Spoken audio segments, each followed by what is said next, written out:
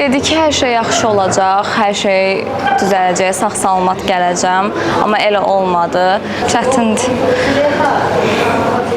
Abşeron rayonunda Vətən müharibəsi şəhidlərinin xatirəsinə dərin ehtiramın növbəti nümunəsi kimi 44 günlük Vətən müharibəsində qəhrəmancasına şəhid olan Sahib Musayevin həyat və mübarizə yolunu əks etdirən Bitməyən ömrün yarımçıq gündəliyi adlı kitabın təqdimat mərasimi keçirilib. Tədbir şəhidin doğmalarının, döyüş yoldaşlarının və dövlət rəsmilərinin iştirakı ilə duyğusal atmosferdə baş tutub.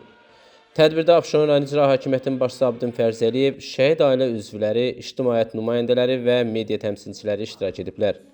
Əvvəlcə Sahib Musayevin həyatından bəhs edən videoçarx nümayiş etdirilib. Tədbirdə çıxış edən Abdin Fərzəliyev şəhidlərin Azərbaycan xalqının milli qüruru, vətənpərvərlik simvolu olduğunu vurğulayıb. O bildirib ki, qəhrəman şəhidlərin adı yalnız rəsmi sənədlərdə deyil, həm də xalqın yaddaşında və qəlbində daim yaşayacaq. İcra başçısı qeyd edib ki, belə kitablar gənc nəslin üçün vətənpərvərlik dərsi olmaqla yanaşı, şəhidlərin ölməz ruhuna göstərilən hörmətin bariz təzahürüdür. Tədbirdə həmçinin 44 günlük Vətən müharibəsi şəhidi olan Elçin Həsənlinin anası, Abşeron rayon İcra Hakimiyyəti yanında İctimai Şuranın sədri Xatirə İsmailova da çıxış edib.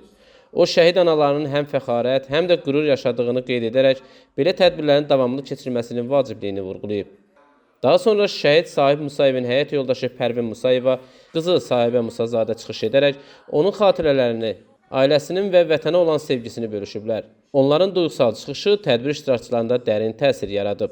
Sahib kimi oğullar uğrunda can verdilər. Yaralı bədəninə, qanından qan verdilər. Belə igid oğullar səni darda qoymadı. Ona görə tarixə düşdü onların adı. Digər çıxış edənlər, ziyalılar, müəllimlər, vətənpərvər gənclər və tədbir iştirakçıları şəhid Sahib Musayevin igidliyindən danışaraq onun əziz xatirəsini dərin ehtiramla yad ediblər.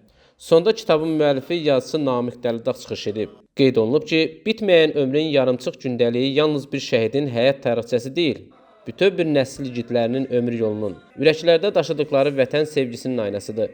Kitabda şəhidin həyatından, ailəsindən, döyüş yolundan və ətrafdakılarının onun haqqında fikirlərindən geniş bəhs olunur. Atam gündəliyində də özü yazmışdı ki, ilk mən anadan olanda çox qəribə hisslər keçirib məni görəndə, mənə daha bağlı olub. Atam gündəliyində yazmışdı, kitabda da var. Atalar qızlarına daha bağlı olurlar. Müharibə ərəfəsində də atamla bir dəfə danışmışdıq səsli olaraq, qardaşım mən.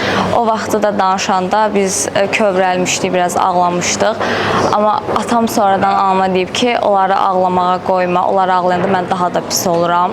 Dedi ki, hər şey yaxşı olacaq, hər şey düzələcək, sağ-salamat gələcəm. Amma elə olmadı. Atam demişdi ki, biz qaytaracaq o torpaqları, biz alacaq. Elə də oldu. Atam və onun yoldaşları getdilər, Qarabağımızı azad elədilər.